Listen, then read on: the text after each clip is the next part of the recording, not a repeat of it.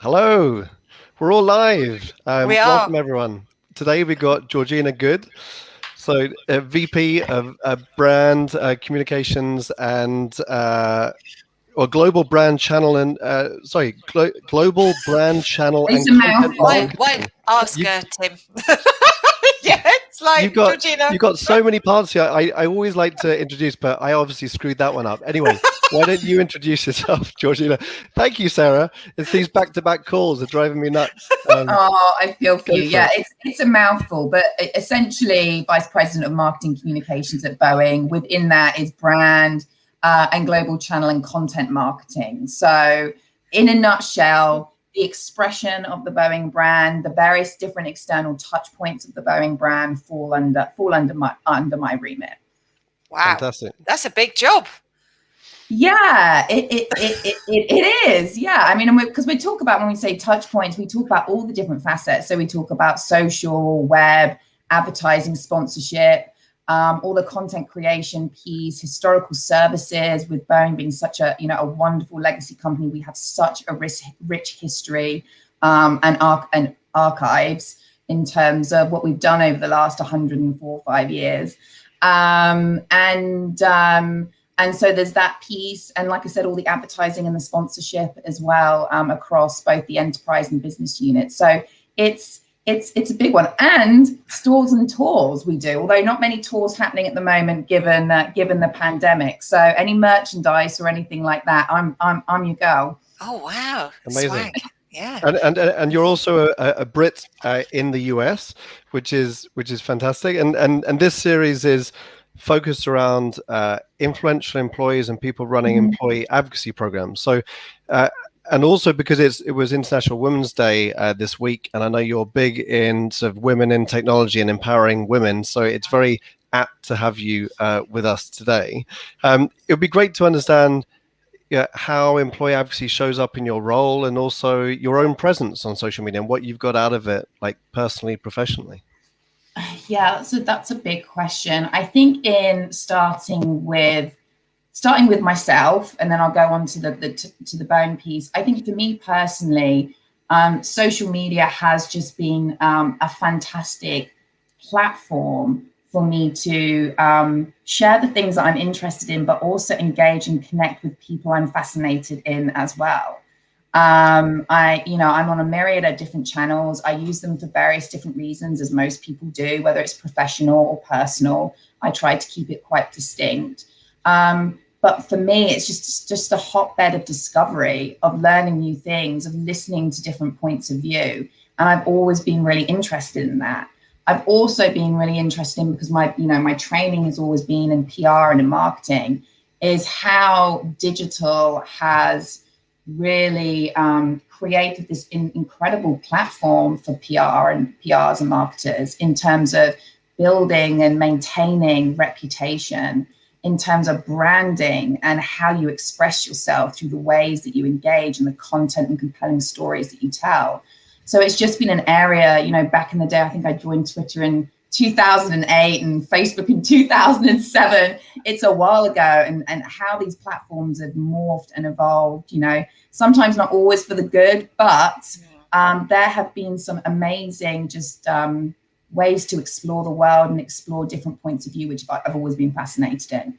So there's that piece. I will say from a Boeing perspective, our employees are the lifeblood of our company. They epitomize our culture and our values in terms of how we live. We live by our values every day: safety, quality, integrity, transparency. And the work that they do and how they do it is essentially our brand. And so when we talk about how we communicate internally, externally, our employees will always come first, because they are the lifeblood, because they are really the mouthpiece of our brand. And so for us, being able to, leverage those voices in a positive way has been really powerful for us. We have, an influencer network within Boeing where we will leverage certain voices around particular campaigns and initiatives. We create various toolkits for employees to get involved and advocate on behalf of the company. We showcase the incredible work that our employees do day in, day out. And some of that work you can see on the Boeing channels, particularly through the last 12 months, which have been particularly trying for everybody. And so, yeah, for us, we see them as such an important asset to everything that we do. And we do build out strategies to be able to leverage that and create a platform for their voices. Amazing. Yeah, I mean, that fascinates me. There's two angles I want to go down, really. One, I want to ask one question about which social channels you're on, because you said you've got, you're quite distinct. But then also on the advocacy side, you're quite a technical company with engineers, technical employees. How do you get that audience on social media? Is that so I've got two questions there, so I think we're going to go down like pairs of questions, aren't we? It's like no, that's okay. I haven't had any coffee this morning, so you'll have to forgive me if you need to keep me on track in terms of the platforms. I screwed up at the beginning to allow you to say whatever you want. No, I'm good. We just got straight into it. I'm good with that. In terms of the platforms that I am on, I'm fairly traditional. LinkedIn from a professional standpoint, I think LinkedIn is a fantastic platform, particularly when we think about thought leadership and we think about our employees as really being a channel to really share what an incredible place Boeing is to work. We want to build out, strategies around, talent recruitment and that piece. And it's LinkedIn is such a great platform for that. So I'm very active on there. And because I am part of various different networking groups as well that do promote women within technology and marketing fields, again, it's an important platform for me. Twitter, I just love from a discovery standpoint. And really honing on particular discussion areas. I just find is still very rich. I know not everybody agrees with that now. Facebook, I'm on really from a friends and family perspective. And then I'm really starting to get into Clubhouse now and starting to listen to some of the conversations that are happening there. There's some really rich, particularly when you think about marketing and advertising communications, there's some really rich discussions that are happening on those platforms now, which, it takes a bit of getting used to. But for me, this is the way that social is going in terms of the video piece, in terms of bringing together niche communities to chat through and discuss different topic areas. And a lot of it is, pertaining to society and cultural changes and particular niche interest areas, which I just find really fascinating. So that's a new area for me that I'm honing in on. Instagram as well. Clearly, I'm a big fan of Instagram as well. Again, just from stroke personal, professional. So there's that piece. And then Sarah, on your second question, just around how do we get employees onto social? It's a really good question. First of all, I feel quite strongly that we would never, force or, if someone doesn't want to be on social media, that is totally okay. You have to be, you have to want to be part of sharing, whether that's, personal or professional, that's totally down to the individual. I will say that, a lot of the employee base are there, and some of it is just really coaching and directing what best practices should look like. So for us, I will say traditionally Boeing is, I would say, fairly traditional in terms of really not wanting to over-rotate on promoting people just to go onto social and talk about what they do. We do work on, highly sensitive products. We're a government contractor. And so, 5-6 years ago, you wouldn't tend to see policies and guidelines saying, hey, these are the guardrails, but go onto social media and talk about what it was very much, look, go onto social media at your peril type thing, almost going on and talking about what they did.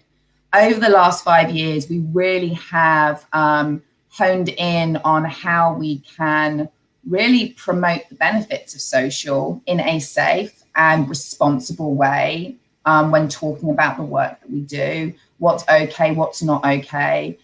We have some really robust social media guidelines in place, but are just made to feel a lot more accessible than they probably would have been, 10 years ago at the Boeing company. We want to invite people to get engaged. We want, to invite employees to share their stories about the work that they do and the teams that they work with and tell their stories. So for us, we make sure that we share that we are on these platforms. We have an extensive network around 42 different platforms globally right now. We make them aware the platforms are there. We make them aware of what the do's and the don'ts are, but we also make them aware that if they do it in a respectfully responsible way that adheres to our code of conduct, that it's okay. And we want them to talk about the great things that they do. Yeah. I think that's we've got David Perry on the phone.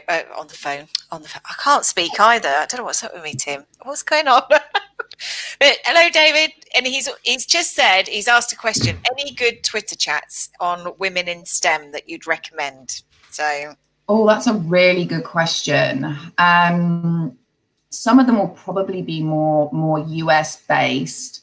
But I don't think I've got any off the top of my head right now. I joined a really good one yesterday, and I'll have to put it in the chat or something afterwards because I think this will be recorded. But so the asker of the question, I will get back to you on that in terms of good Twitter chats, because I did join one yesterday for International Women's Day, which is very STEM related, and love to share that with you all.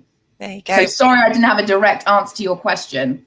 That's all right. We're big into Clubhouse, though, aren't we, as well, Tim? We've just started on that journey. So. Yeah, I'm doing one in 50 minutes as well. You're more than welcome to join. Oh, I might just do that. It's all about corporate brand speak versus influencer narrative. And we're digging into that.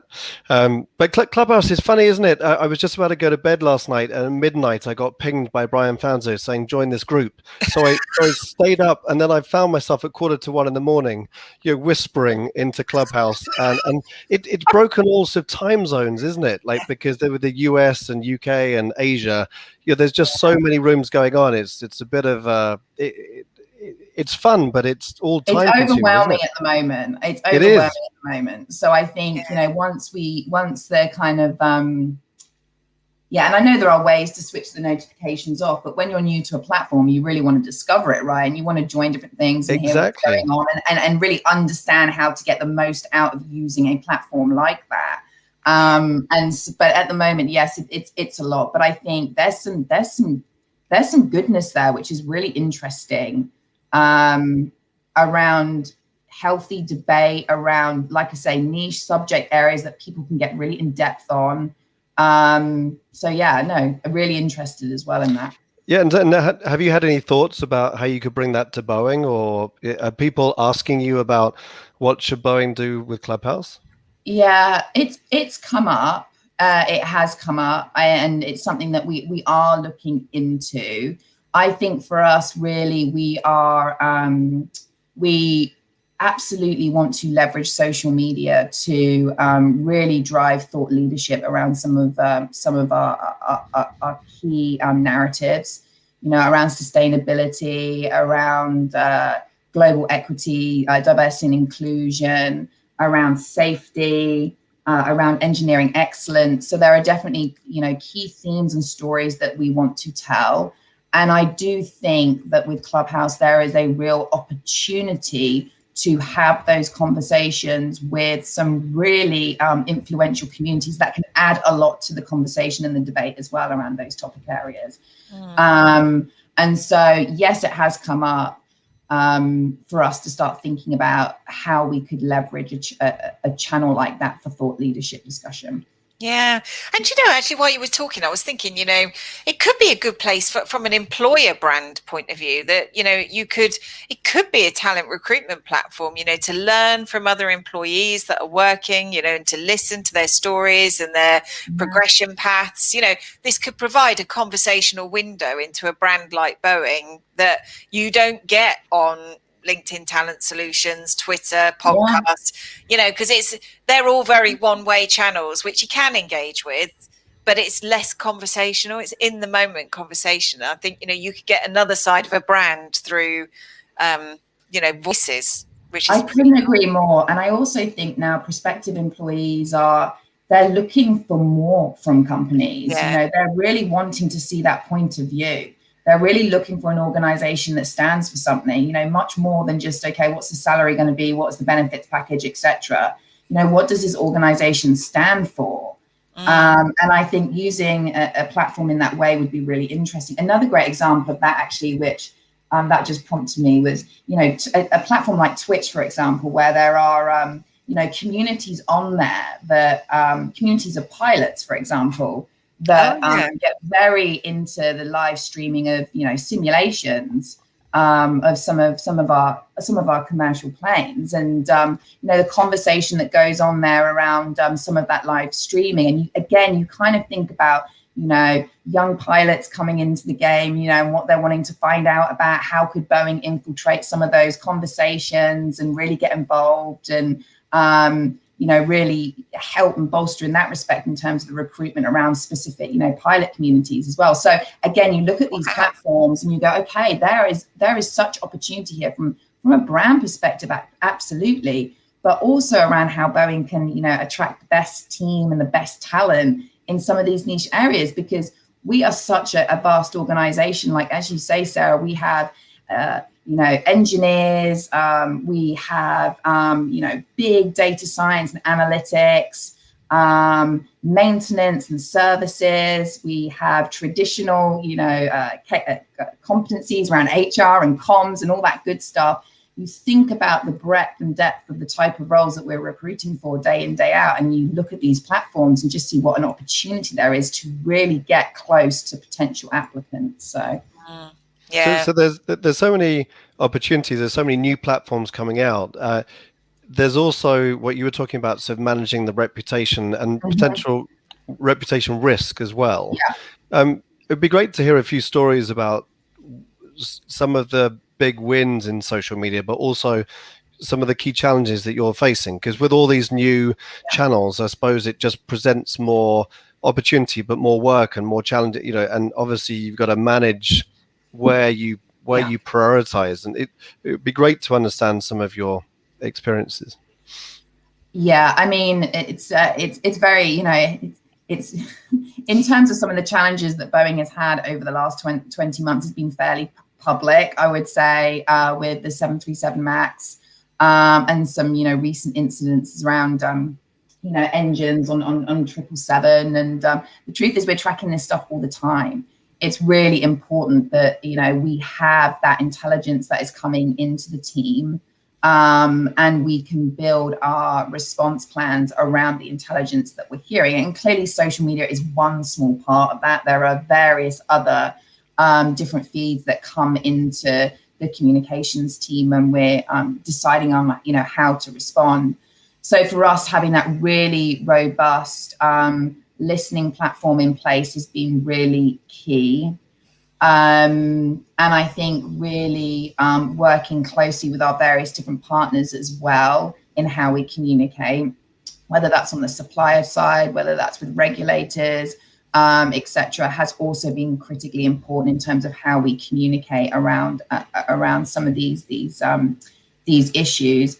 But the tracking piece and being prepared has been paramount for us, absolutely. And so having that team in place, knowing that it has to be, and understand that has to be 24/7. There's no kind of like we clock off at 5 and that's it. We're a global organization.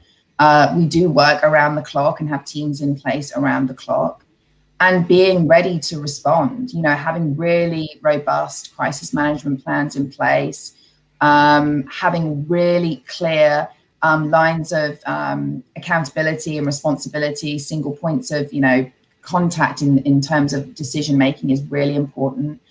Because the one thing that we all know with social media and when things go wrong is the speed at which things escalate and snowball, and the importance on how, you know, in how to get ahead of some of this stuff early. So for us, like I say, having the structure in place 24/7 has been critical. having great plans in place, having a great team in place as well has been, you know, critical. So I would say those are the main points for us. In terms of the reputation, and we track these things all the time. I mean, we track all our products. We, you know, tracked various themes. We, you know, and emergent news, and, you know, if there are particular announcements, that is also, you know, we monitor that as well. So having that intelligence, but also using it, i.e., making a decision on whether we're going to take action on something or not, has been paramount in terms of how we deal with things. I'm interested a little bit more to learn. You mentioned you have like an influencer program internally. So you've got topic experts that you place into conversations. And I'm guessing you're connecting the dots between your social monitoring of emerging themes. And you'll be like, something's bubbling up here. Let's call upon, you know, expert X or whatever. You know, what have you got to say about that? Can you tell us a bit more about that? Is there a connection there? And how do you activate experts? I mean, we're really fortunate that we call them SMEs, subject matter experts, for various different aspects of what we do across the organization. You know, if we do see things that are bubbling up, we will go and identify a particular SME that we will work with to respond, if it's around kind of clarification or if it's around adding value to a particular conversation or debate. So we do that. The influencer network is really about how we leverage some of the stories around the stories that we tell. So interestingly, you know, we launched our annual report, which, you know, is typically a big, you know, well, not big, but, you know, it's a financial document, typically for the investor community. But there is such a rich story to tell around Boeing in 2020, you know, navigating through the pandemic. But also some of the incredible work that the organization has done around autonomy and sustainability and engineering and all those great stories. And so we will leverage our network to, you know, share that we released this report, but also share some of the incredible stories that wrap around that financial document. And so you've got something that historically would have just gone to, you know, the investor community, that really is telling a rich story around the Boeing business for lots of different other stakeholders. So that's how we, you know, leverage the influencer network in that way. And also the other way I look at it is the role we play in local communities here. And some of our, we call it Boeing Global Engagement, but some of the CSR work that we do essentially in the local community. Our employees are so part of that, you know, whether it's volunteering or whether it is Boeing, you know, making a donation to a particular initiative, charity, etc. Having our employee voices and their influence in the local communities with their friends and their family are so important. We have huge populations up in the Puget Sound and Seattle area, in South Carolina, in various other locations across both the US and internationally. And again, our employees have such a part to play in their local communities and their local markets. So that's another area that we would think about, you know, leveraging our network strategically to tell certain stories to different stakeholder groups within the community, in different markets as well. And I think that's amazing. And with your SMEs and influencer network, how many of them do you have, and are they across different languages and regions? Yeah, so I mean, we are a global communications function, so we have teams across the world in most of our, you know, most of our markets. And so in terms of the various different translations and making sure it is appropriate for a particular country, for example, or region, yes, we have those experts on the ground. And absolutely, the influencer network is about having a group that is engaged and, globally minded, that sit across the world. So if you're tracking something like the annual report for me, as I would, you know, we have got some of our most senior executives talking about it right now, down to some of our employees in the UK, which at the moment seems very far away for me. As we do within, you know, with our teams that are based in Dubai, for example. So we have a very coordinated approach to how we share some of the work that we do to tell some of the amazing stories. And taking something like an annual report and being able to, like I say, really build out these rich narratives around our values and what we're about as a company, and being able to tell it in I would say, more of a networked way through the voices of our employees and our SMEs has been really valuable to us. And do you have an employee advocacy tool where all the wonderful stories, you put the content into a tool, and then the various different employees globally share it? Is that, could you tell us a bit about how you enable that?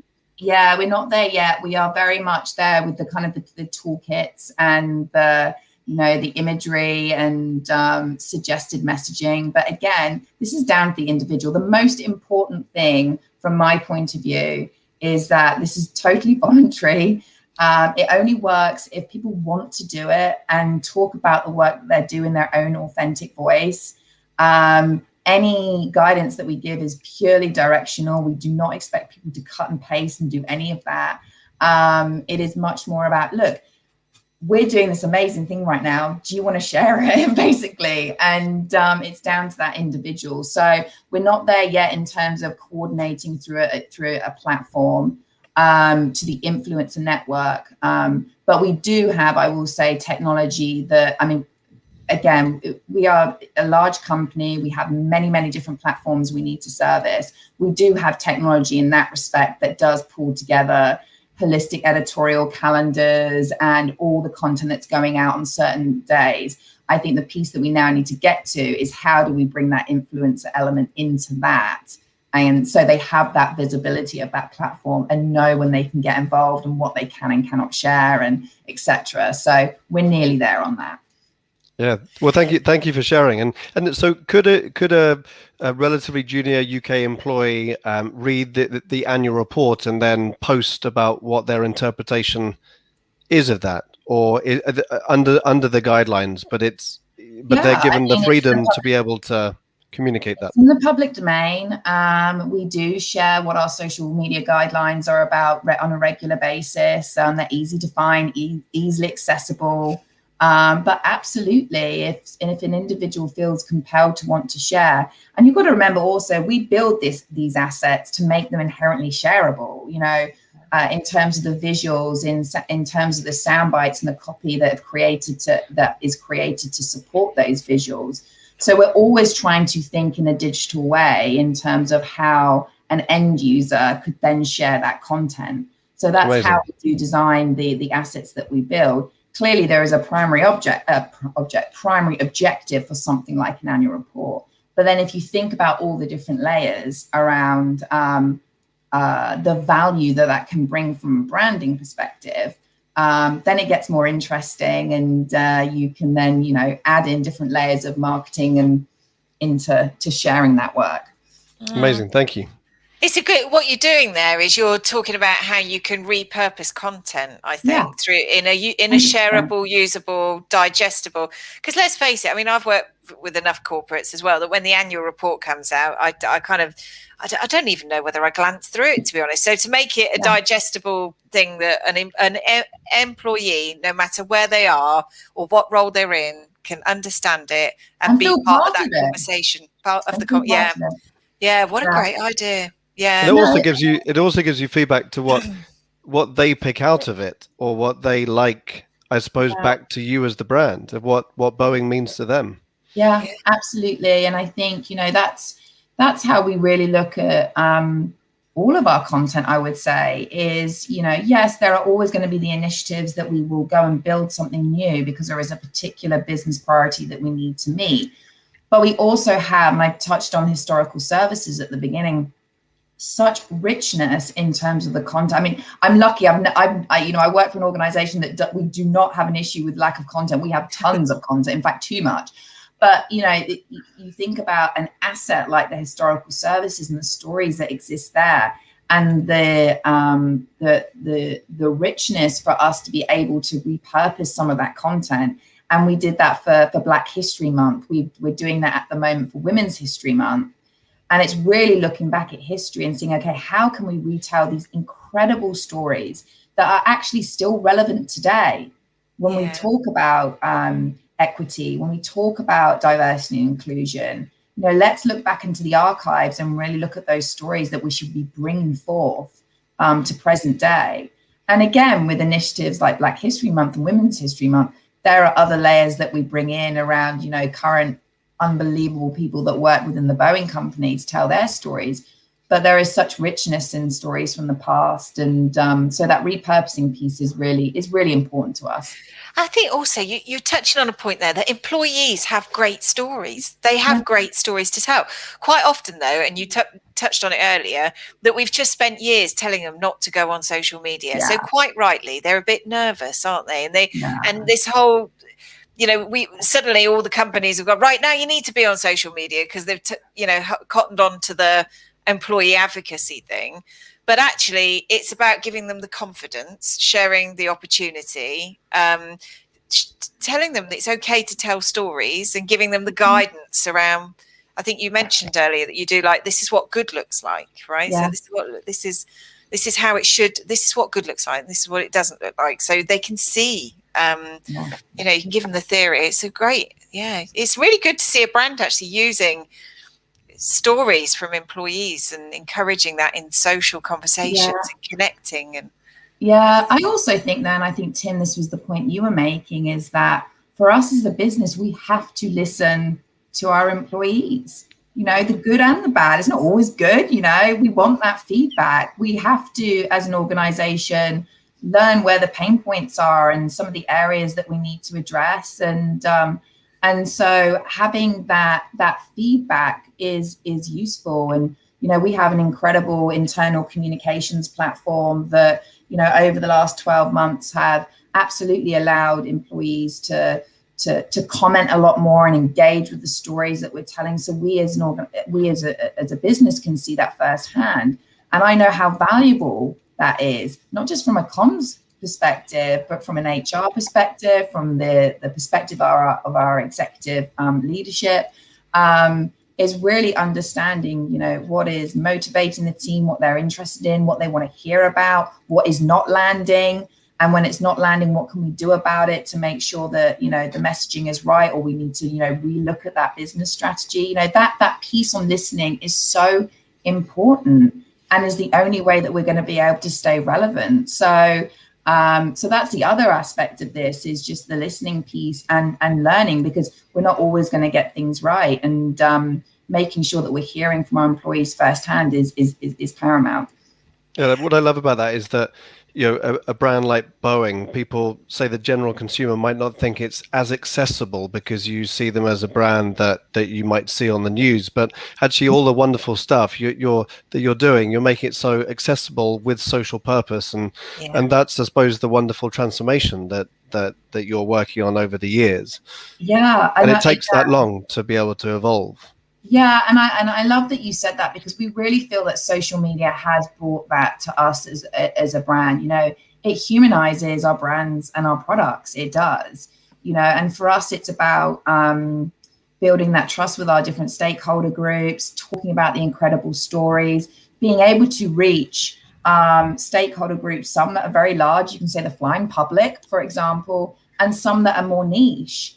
Some of, suppliers, for example, or some international markets that we want to reach, for example. So it's just been such an asset to us, being able to leverage social in that way. And I do, for anyone that is listening, do check out our platforms. We have specific platforms for the incredible work that, Boeing's doing in space, on the defense side, on the commercial side. Our corporate platforms, our Instagram feed is incredibly rich and really gives you a different side of who we are as an organization. Very, very value driven. Absolutely. And so for us, that's really important to convey that through our platforms. And social just brings that, and it really does allow us to connect with stakeholders, like I said, to engage and to listen and to learn. Georgina, can I ask you a little bit about because you were quite early on social then, 2007 to then. When was it that you had was it then that you went, this is brilliant, this is going to change the way we do business? Or did it take a few years and you went and suddenly you had a penny drop and go, wow, this actually is quite a good thing to do? No, it feels kind of quite recent to me. I remember being at like some very small PR, I don't know if it was like hosted by PR Week or something like this, but it was like a small gathering of PR pros that were talking about this new platform called Twitter. And I remember, managing to, grab at that time, not many people were on it, the Georgie C Twitter handle, and just tweeting and realizing quite early on, actually, and I worked in PR at the time, just how important social was going to be for PR in terms of message dissemination, in terms of branding. And I remember setting up the first Facebook page for Vodafone UK, which was for their CSR arm called World of Difference. I don't know if they still do that, but setting up that page, and it was the first time that they had gone onto social to talk about their CSR initiative. And I remember at the time, the platform's so different now, but the blood, sweat and tears around, building out this beautiful page and making sure the assets were on point, and, you had rich, compelling stories to share. And at the time, I think you could do interesting, and this wasn't for Vodafone, but for other brands that I worked on, you could do quizzes and games and all that stuff, which again, you can't do now anymore. And it's just fascinating. And at the time, it just clicked to me that this was the way that PR was going to be. And, now, let's face it, digital is synonymous with PR and marketing. You can't you talk about digital, it kind of is PR and marketing. So no, it was pretty early on that I just realized that this was going to be, it had to be a part of the suite of tools that we were bringing to clients. And how we were going to promote their brands, basically.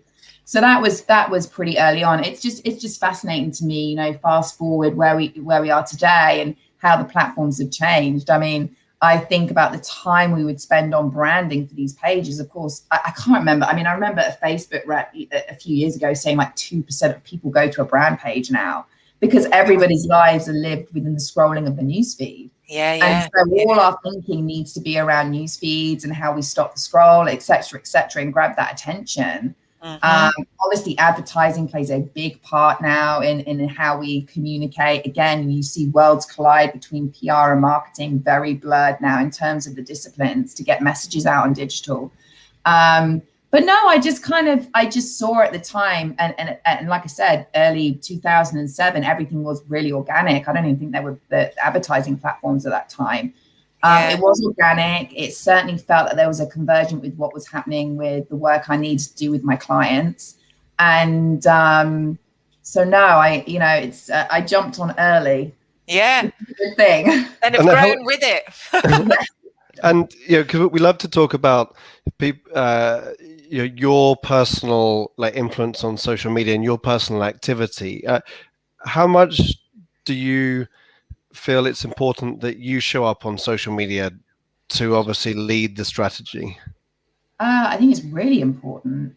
As the leader of the team that is, spearheading digital at Boeing, it's really important that I model the behaviors that I expect my team and, the rest of the employee base to follow. And so that is important. Have you got a routine? Have you got a certain sort of rhythm to tweeting a few times a day, or a coffee break, honestly, or something like that? I feel for me, right, 5, 6, 8 years ago, whatever, where we would, advise brands to be very kind of formulaic in terms of approaches to social, and you have to do it this amount of times a day, and check the data for when most people are checking on, X, Y, and Z. Yes, I think it's different now. I think you have to put yourself in the position of the end user. What do they really want to hear from you? What is going to be meaningful? What is going to drive value? And so for me, it's much more about the end user than it is about kind of, what do I just put out there? That's particularly true for Boeing. From my perspective, I'm like, is this meaningful? Will the end user care?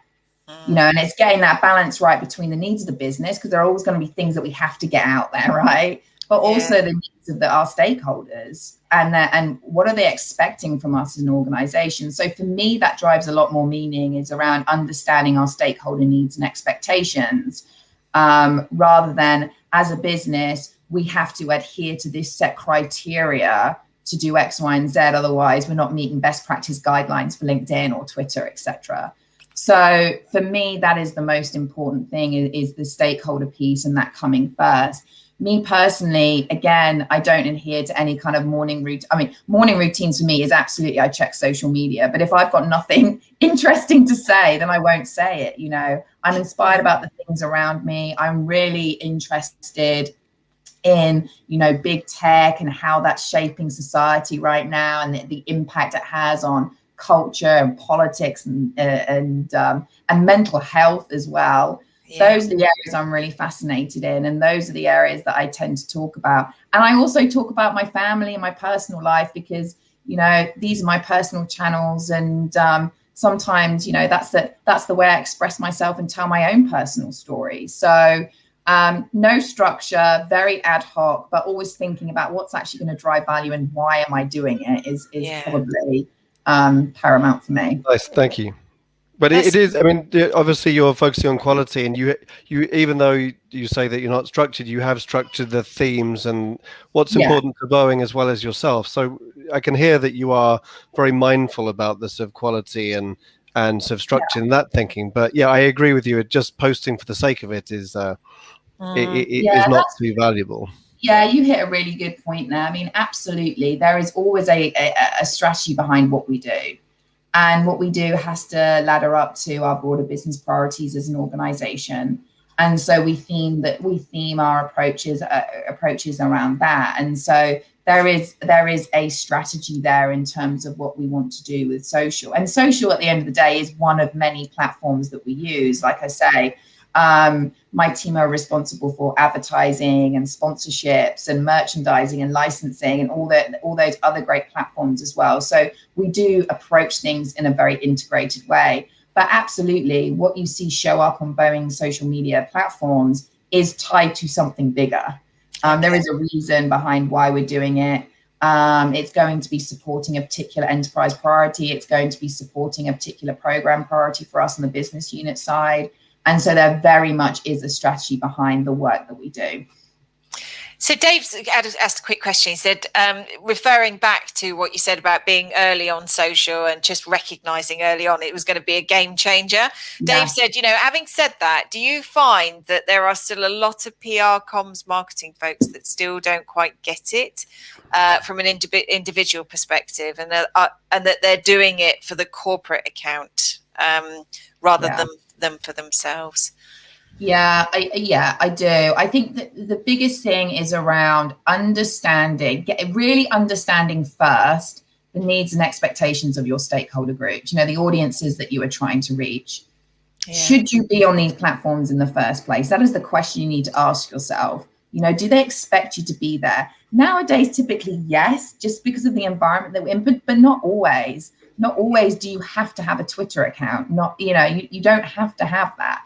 Or there could be a different approach to Twitter that you may take, which may not be a corporate account. It could be for the CEO, or it could be for someone else, you know, that can still help enhance the brand. So it's really thinking about, like I said, the needs and expectations of that end user. I think the other piece to this as well is really making sure that social media doesn't exist in silo. You know, we've got a very specific conversation today around social and advocacy, but everything that we do is integrated. You know, we have a multitude of different platforms that we will communicate both internally and externally around various initiatives. So that that integrated play is really important, and layering in the influencer piece is really important, because we want to be able to drive reach. We want to be able to drive engagement in a coordinated way. So I think sometimes that's where the disconnect can be. It can be like, okay, well, we've got the press release, check. We've got the tweet, check. We've got the LinkedIn article, check. But are they really playing together in a harmonious way? Are they really adding value as a collective, as a package? Are they really thinking about the needs and expectations, sorry to harbour on about that, around stakeholders on these platforms and how they consume that content on those platforms in different ways? And so it's just really thinking strategically around the value that social media will add to your communications or marketing plan. And so that question there is a good one. I think that's sometimes where the disconnect is. It's more of a checkbox activity. We need a tweet. We need to tweet. Yeah. But, but why? Can we not do something better in, a long form article or LinkedIn? Or do we actually need to put this on social? Is there a better way that we could leverage this? Should we just leverage something through our influencer network and not do anything from the corporate brand? So it's just thinking about different tactics and different ways to tell your message, because at the end of the day, how you tell your story is going to input into your overall brand perception as well. So good question. I think that's, and it's also because your role, why I screwed it up at the beginning, because you've got so many different facets to your role. It's fine. It's a ridiculous title. It's fine. But I was trying to make even though I'm sort of self-deprecating in terms of bringing it up again, the point that I was trying to make is because you're in charge of lots of different areas of the marketing and comms strategy. So you naturally think in an integrated manner, which is amazing because it's not siloed under your directorship. So I imagine you can say, right, these are the themes coming up. So we're going to be doing these tactics, or this is how they're all going to link up. And quite often they're not linked up in this, so especially when you're maybe regionally focused or a different business unit, because it's hard to coordinate with the HQ. Yeah, the coordination piece. The coordination piece is a key area for us because of just the vastness of content that we have and the stories that we tell. And technology does help us in that respect. And like I said, I talked about a platform that we use called Opal that really does bring everything together into one place. Has teams collaborating on different projects that may be targeting different markets or different stakeholder groups, etc. But that coordination has to be there because, I need visibility. My boss needs the visibility of what's happening each day. And so, that piece is really key.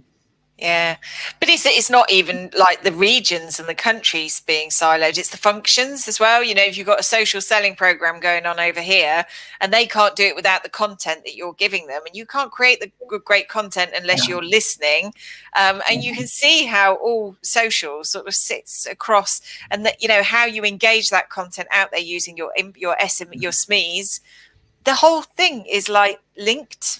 And I mean, that's something that we've, and I know this impacts a lot of, large global organizations. That is something that we have worked on very intentionally over the last 3 years, is from a cultural standpoint, a structural standpoint, how do we break down those silos and really create multidisciplinary teams that work on these projects early on in an integrated way, rather than this weird handoff where you've got someone that owns the strategy and they give the brief to someone else, and they take the brief and they give it to the content studio who builds the thing and then throws it back over the fence again.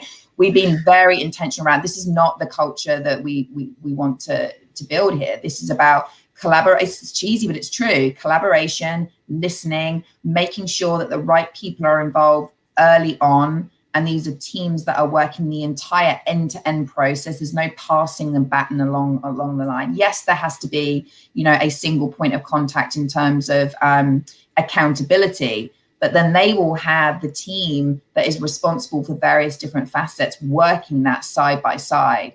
And so that interdependency piece, the collaboration, the integration, from my perspective, has been something that we've been very intentional about in driving, because again, with a big organization, when you have business units that have various different priorities, you have enterprise that you need to support as well.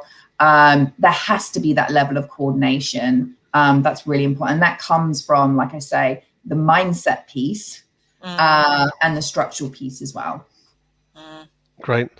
Well, I think we got to wrap up soon, but Sarah and I could talk to you for ages. And especially as a fellow Brit and leading such an interesting brand. But I think what I've learned definitely is that, how to take a traditional brand and to make it very open and accessible, and with all the different channels, focusing on the audience and linking up all the themes and integrated approach comes across very, very strongly. So thank you for sharing your ideas and experiences, Georgina, and great to have you on the interview series. Yeah, thank you so much, Georgina. Yeah, fascinating. Great. And if anyone wants to find any more of our interview series, then go to Analytical Tribal Impact's website under the resources section, and they're all downloadable from there. Thank you, Georgina. It's been a pleasure to have you. Yeah. Great stuff. Thank you both.